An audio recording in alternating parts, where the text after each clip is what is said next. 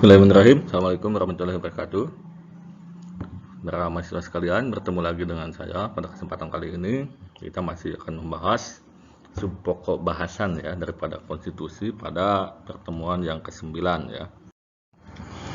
Nah, ini kita akan membahas berkaitan dengan faktor-faktor daya ikat konstitusi ya. Jadi maksudnya adalah seperti yang disampaikan pada pertemuan sebelumnya, bahwa konstitusi itu memiliki beberapa nilai ya. Nah, bagaimana caranya supaya konstitusi itu ditaati dan dihargai dan diakui serta diimplementasikan oleh masyarakat negara? Tentu ada faktor-faktor yang memang menyebabkan daya ikat nilai konstitusi tersebut dilakukan. Nah, seperti apa nanti kita bahas ya.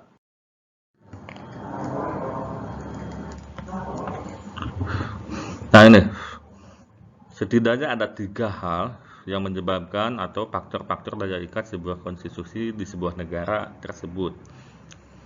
3 faktor inilah yang nanti akan menentukan apakah sebuah konstitusi itu memiliki nilai semantik, memiliki nilai normatif, ataupun konservatif, atau lain-lainnya. Tergantung ketiga hal ini. Pertama ada faktor hukum ya. Nah, ini faktor hukum ini, menurut Casey Ware, dia berpendapat bahwa konstitusi itu mengikat karena ia ditetapkan oleh badan yang berwenang membentuk hukum, dan konstitusi itu dibuat untuk dan atas nama rakyat.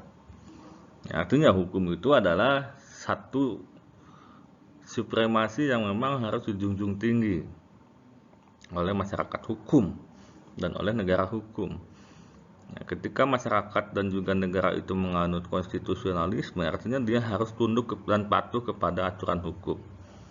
Nah, artinya menjadi ikat sebuah konstitusi tersebut itu tergantung kultur negara hukum tersebut, masyarakat hukum tersebut. Seperti apa? Tingkat ketaatannya semakin tinggi maka semakin baik daya ikatnya, dan sebaliknya pun demikian. Nah, seperti itu. Karena di sini ada yang dikenal dengan istilah supremasi hukum itu. Itu berbicara tentang daya ikat, tergantung tingkat kesadaran dan ketaatan masyarakat terhadap hukum itu sendiri ya. Nah, kemudian yang kedua ada politik ya. Politik ini itu secara diartikan sebagai kekuasaan tanpa hukum adalah dolim. Kemudian hukum tanpa kekuasaan akan lumpuh. Ini ada adagium semacam itu ya. Ya, pada satu sisi memang nanti teman-teman kalau belajar dalam mata kuliah politik hukum ya, di situ akan bisa menilai, memilah dan memilih bagaimana relasi antara hukum dengan politik itu sangat kuat ketika itu. Jadi tidak hanya semata-mata bagaimana supremasi hukum di satu negara yang menjadi daya ikat sebuah konstitusi tersebut, namun politik pun memiliki peran yang sangat sama kuatnya. Karena ada gium ini ya, kekuasaan tanpa hukum adalah dolim, kemudian hukum tanpa kekuasaan akan lumpuh. Nah, artinya produk sebuah aktivitas politik itu sendiri kan adalah hukum. Konstitusi itu merupakan hukum dan produk daripada aktivitas politik.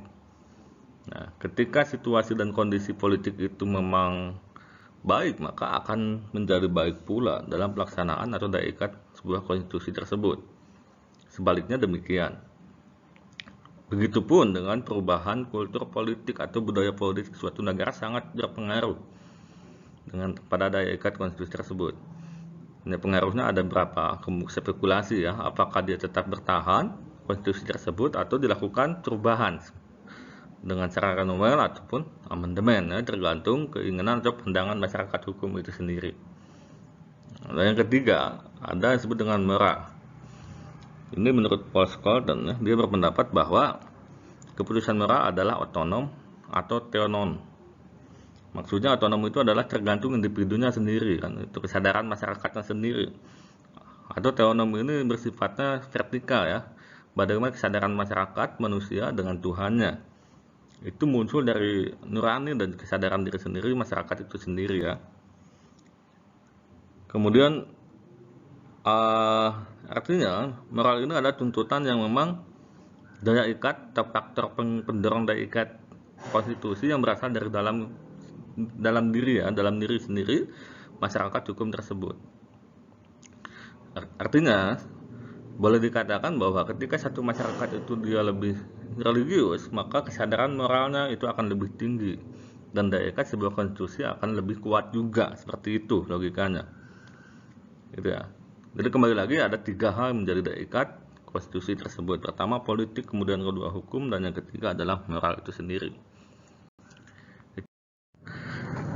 Itu pada pertemuan kali ini. Silakan nanti Anda uraikan dengan bahasa Anda sendiri dan berikan tanggapan pada forum diskusi yang telah disediakan. Terima kasih. Assalamualaikum warahmatullahi wabarakatuh.